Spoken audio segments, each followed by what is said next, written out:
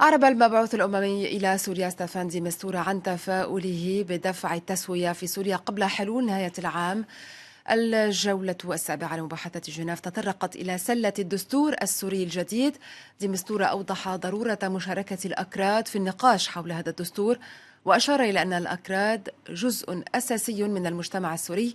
عندما يحين الوقت سيكون صعبا تجاهل أي طرف. على ضوء هذه التصريحات نستضيف في فقرة ضيف اليوم من بروكسل الكاتب والباحث في المركز الكردي السويدي للدراسات هوشينك أوسي. أهلا وسهلا بك سيد أوسي. بداية، ما الصيغة التي يتمنى أو يسعى أكراد سوريا إلى تحقيقها في هذا الدستور الجديد؟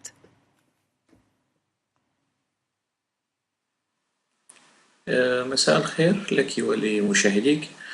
بمتابعة الوثائق التي صدرت عن الأحزاب الكردية بشكل عام بشقيها الموجودة ضمن الهيئة العليا للتفاوض والائتلاف الوطني لقوى المعارضة السورية والأحزاب الموجودة خارج هذا الائتلاف، النقطة المشتركة هي الاعتراف الدستوري بالوجود القومي الكردي في سوريا وتضمين حقوق الأكراد السياسية والقومية في هذا الدستور. هذا هو الخط العام، المنحى العام المشترك. هنالك اختلافات بسيطة تكمن في التفاصيل يعني. نعم، دائما أكراد سوريا متهمون بالنزعة الانفصالية.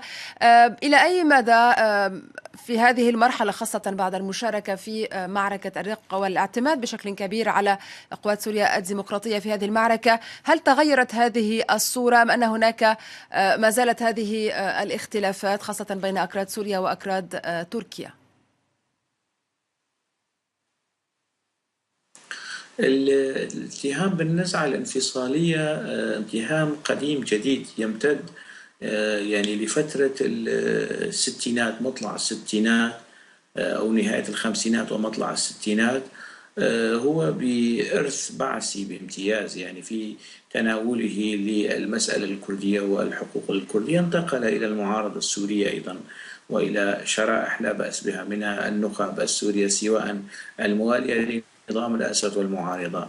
يتم تفسير مسألة الانفصال وكأنه سلبي، يعني الشعب الكردي في منطقة الشرق الأوسط يناهز تعداده بحدود 40 مليون بني آدم. هذا الشعب من حقه وفق القوانين الدولية أن يكون له كيان كردي قومي مستقل، ولكن الأكراد حاليا وطبقا لكل برامج سياسية للأحزاب الكردية سواء في تركيا أو في إيران أو في سوريا وحتى في العراق، يعني لا يشمل البرامج السياسية لا تشمل بند الاستقلال عن هذه الكيانات الموجودة في منطقة الشرق الأوسط، وهي الدول التي يتوزع عليها أو تتوسع عليها الجغرافيا الطبيعية والبشرية الكردية. هذا الاتهام هو يعني الهدف منه التنصل من الاستحقاقات الوطنية والديمقراطية في هذه البلدان سواء في تركيا. يعني هو اتهام جاهز وصار يعني تلقائي يلقى هكذا جزافا، يعني علما أنه مسألة الانفصال أو الاستقلال هو حق طبيعي لأي نعم، شعب ما في هي المعمورة الصيغة أو المواتية في على وجه هذه الأرض، المرحلة؟ نعم، ما الصيغة والشعب الكردي المواتية؟ ليس استثناء هل يعني. النظام الفيدرالي اللامركزي هو الصيغة الأوفر حظا في هذه المرحلة أو في مرحلة سوريا الجديدة أو سوريا ما بعد معركة الرقة؟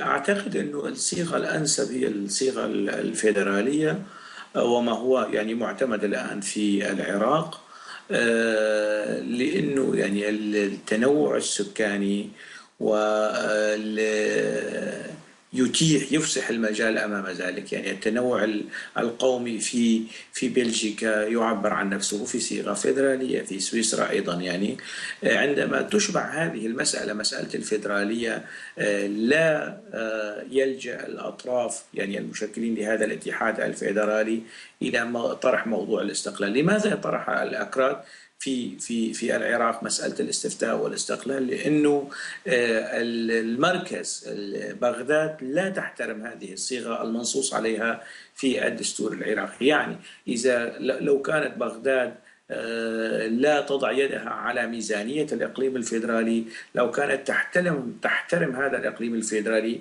سأعطيك مثال على ذلك. حيدر العبادي في خطاب النصر وتحرير الموصل شكر كل بلدان العالم وجيوش العالم التي تعاونت في تحرير الموصل باستثناء قوات البشمركة، يعني وهي قوات عراقية، قوات كردية عراقية فقدت ما يزيد عن 2000 مقاتل في معركة تحرير الموصل، عدا عن المئات والآلاف من الجرحى والمعاقين وما إلى ذلك.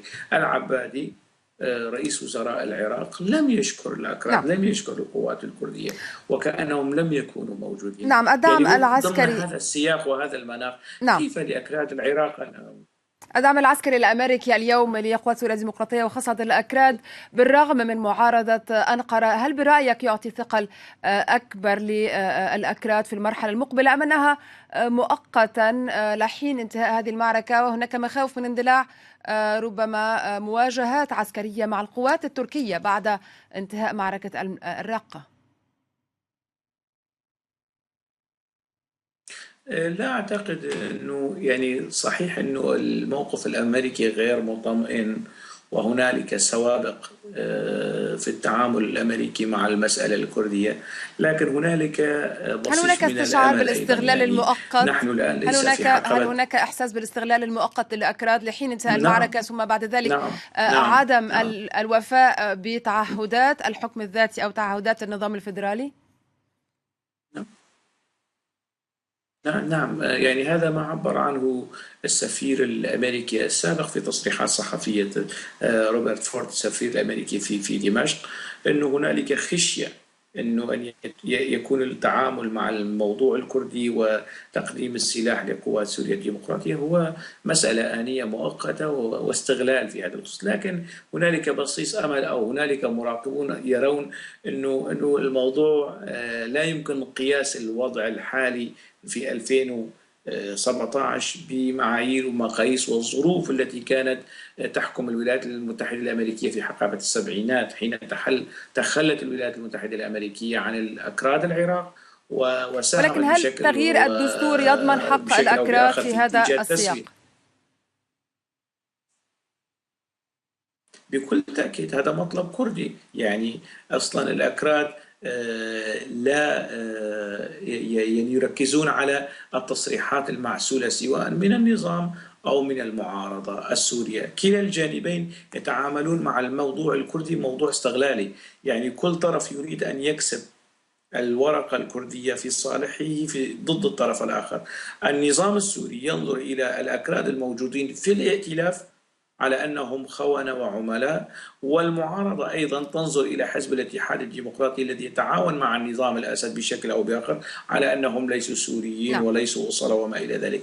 هنالك موقف انتهازي في التعامل مع الورقة الكردية يصدر من كلا الجانبين، من المعارضة ومن النظام. وأعتقد أن ستيفان دي مستورا هذه التصريحات ضرورة إشراك الأكراد، وهو لم يحدد أي طرف، يعني هو أعطى تصريحا عاما، وأعتقد أنه يعني الجانبين، الأكراد الموجودين داخل الائتلاف والموجودين خارج الائتلاف. المقصود بهم حزب الاتحاد الديمقراطي وجناحه العسكري. كان يقصد المعارضة والنظام أنه ينبغي التعامل الجدي وإشراك الأكراد في عملية صياغة الدستور. وأعتقد أنه الوضع في سوريا يتجه نحو البقاء أو بقاء رأس النظام، نظام الأسد، لكن ليس بالصيغة التقليدية. دستور جديد، إعادة هيكل للدولة. هذا الدستور الجديد ينبغي أن يكون للأكراد حضور وازن وقوي في صياغته،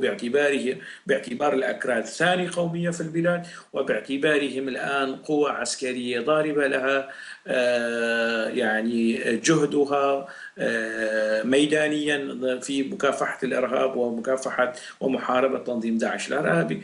لا يمكن الاستهانة بهذا الحضور، لا يمكن تجاوزه والقفز عليه من قبل نعم. المعارضة ومن قبل النظام. ماذا الكرة عن الآن أعتقد نعم، أنه ماذا في عن الملعب الكردي الانفصال؟ نعم، بأن يكون هناك العديد من الاختلافات بين القوات الكردية المختلفة داخل سوريا وأيضا في الدول المجاورة. إلى أي مدى تؤثر هذه الاختلافات سلبا على المستقبل الكردي في المنطقة؟ الاختلافات نعم موجودة، وهي اختلافات جوهرية بصراحة. من المؤسف يعني مشكلة الأكراد عبر التاريخ هي كانت في مسألة التمزقات الداخلية والاختلافات الداخلية. يعني الآن وهذا ما كنت يعني أود قوله، أن الكرة الآن في الملعب الكردي، الظرف الدولي موائم تماما. ستيفان دي مستورا والموقف الأمريكي والموقف الروسي أيضا أعتقد أنه يصب في هذا الاتجاه، أنه ينبغي إشراك الأكراد في هذه العملية. وربما هذا الاشتراك في عملية صياغة دستور جديد في سوريا يلقى امتعادا وتحفظا أو ممانعة من النظام ومن المعارضة، لأنه كلا الطرفين لم يكونوا جادين وصميمين فيما يتعلق بالتعامل مع الموضوع الكردي في سوريا. فمثلما كان الأكراد من مؤسسي الدولة التركية ومن نعم. مؤسسي جمهورية العراق ومن مؤسسي النسخة الثانية للجمهورية في العراق بعد إسقاط نظام نعم. صدام حسين، أعتقد سيكون لأكراد سوريا أيضا شكرا. دورا وازنا في مستقبل سوريا. وهذا ما تخشاه تركيا وتحاول عرقلته، وفشلت حتى الآن. تركيا فشلت في شكرا عملية جزيلا لك عرقلة الكاتب دور الأكراد في تحديد مستقبل سوريا. والباحث في المركز الكردي السويدي للدراسات هوشنك أوسي، كنت معنا من بروكسل.